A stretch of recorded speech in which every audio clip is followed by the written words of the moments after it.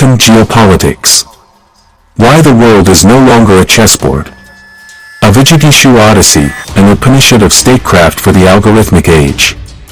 Power is no longer played on a chessboard, it's unfolding inside a quantum field.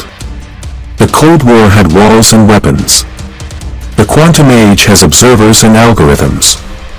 Every drone, every tweet, every satellite camera, is a quantum detector collapsing possibilities into politics. Every nation today is not what it is what it is seen as. Literal foundation, what quantum really signifies. Let's begin with a quick thought experiment. You are told a country can be either ally, neutral, or adversary. For months it signals one thing, then a leak, a tweet, a televised interview collapses that possibility into a single reality. Overnight, policy options that once existed in polite ambiguity vanish as if a curtain dropped. That, in a sentence, is the quantum metaphor working in geopolitics. Borrowing from physics is not mere ornament. Quantum mechanics supplies a conceptual grammar for how reality behaves under measurement. We need that grammar because the contemporary world is instrumented. Satellite optics, network sensors, citizen smartphones, cloud analytics, and global media together form an enormous measuring apparatus. The act of measurement here does not neutrally record a pre-existing fact, it participates in making that fact. In simpler words, the modern world has turned into one gigantic laboratory. Every satellite that photographs, every phone that records, every post that trends, is like a sensor taking a measurement. But the catch is, the moment you measure something, you change it. The more the world watches, the more it rewrites what it's watching.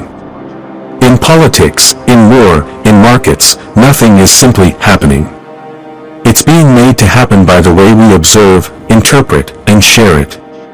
That's why quantum physics is the perfect metaphor for geopolitics today, because, just like in the subatomic world, the act of seeing has become the act of shaping.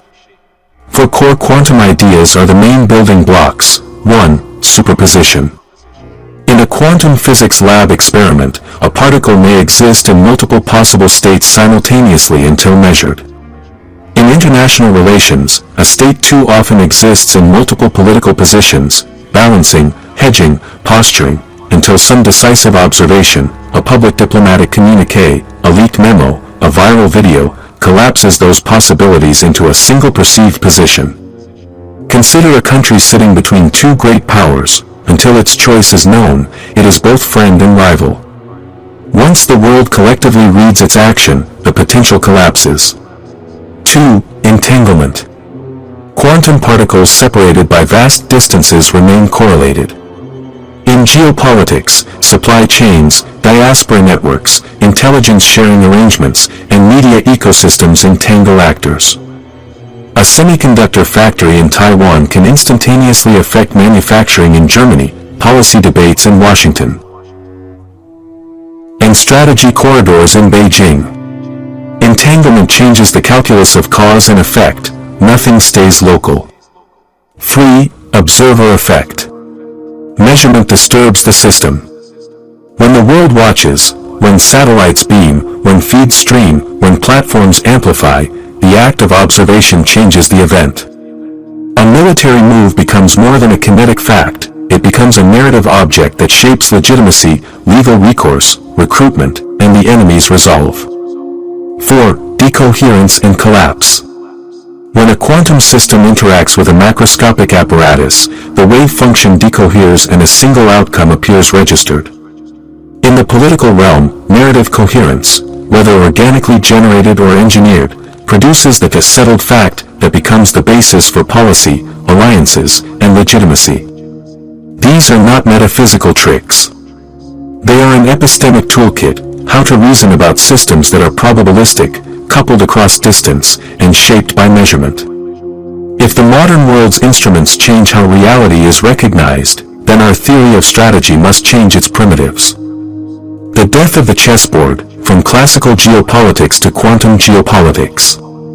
For a century, classical geopolitical thought offered simple, durable maps and metaphors. Mackinder's Heartland thesis warned that whoever controlled the Eurasian pivot, controlled history. Mahan argued that sea power was decisive.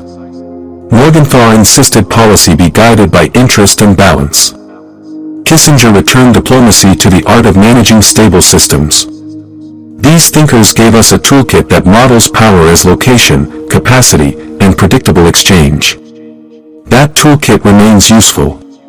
Geography still constrains movement, navies still matter, nuclear deterrence still shapes geopolitical calculus. But the expansion of measurement infrastructure has changed the topology of power. Why chess no longer fits chess presumes discrete, legible pieces and a public, common board. Strategy proceeds in turns with clearer cause-effect lines. The modern field is instrumented and distributed. Information flows faster than formation changes. Narratives cascade. A single miscaptioned photo can recalibrate an alliance. A leak can freeze negotiations. A viral accusation can harden public opinion and narrow diplomatic space. The idea of politics as chess has always been comforting, simple, predictable, rule-bound. But in truth, it never fit. A chess piece has no fear, no greed, no ego. It doesn't defect, negotiate, or leak a secret for personal gain. Humans do. In politics, a pawn may become a queen not by crossing a board, but by changing allegiance mid-game.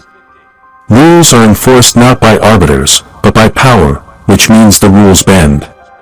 And the game rarely unfolds in public view. 99% of politics happens off the board, behind closed doors, beneath the cameras. So when a chess master enters politics, he meets chaos disguised as order.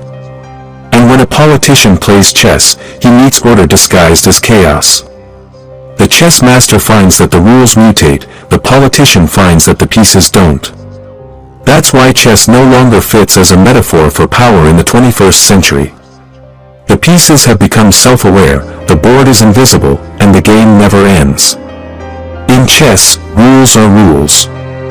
In politics, rules are rules depends on who you are. Citizen leaks expansion. Citizen journalism and whistleblowing marked the democratization of observation. Consider Operation Sindoor, our stand-in for a wider class of real-world exposés.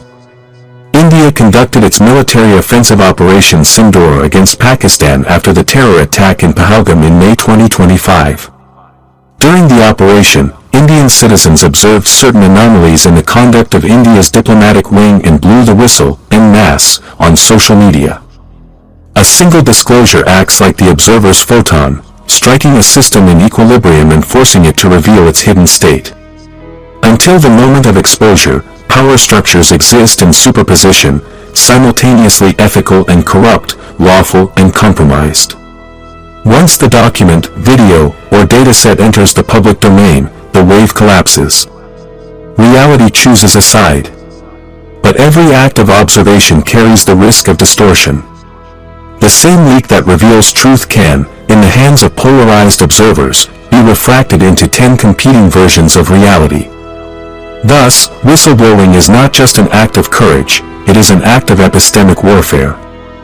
It tests the system's ability to maintain drishti, shuddhi, purity of perception, amid information shock. Governments that criminalize observation destroy their own instruments of clarity, those that channel it through transparent verification strengthen legitimacy.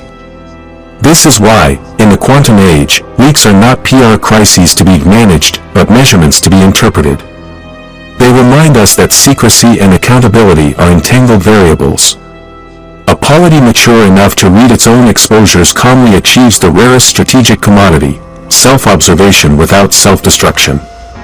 The first casualty of secrecy isn't truth, it's measurement. Ukraine, Russia, and the battlefield of information. The interplay between kinetic action and information operations in Ukraine is textbook material for quantum geopolitics. Russia's intervention did not occur in a narrative vacuum. Months before troops crossed borders there were frames, historical claims, media narratives about ethnic Russians, curated storylines about protection and legitimacy. The annexation of Crimea in 2014 and the broader campaign of 2014 to 2022 fused kinetic moves with intensive narrative campaigns designed to collapse legitimate counterinterpretations. State media, proxy outlets, and social platforms folded over one another to offer competing construals of events, each aiming to produce a public fact that Western media and policy had to react to. And with that we come to the end of part 1 of Quantum Geopolitics. The world is no longer a chessboard, but a field of ultrafine probabilities. We began with physics, and ended with the death of the chessboard. In the next part, we'll see how that power behaves, not on maps, but inside minds. Until we meet again, keep your drishti clear. And if you found our content knowledgeable and worth reflecting, do not forget to like this video and also subscribe to this channel, Vijigeeshu. Please do share your thoughts with us through comments. You can also reach out to us through email which is given on our homepage. This is Vijigeeshu.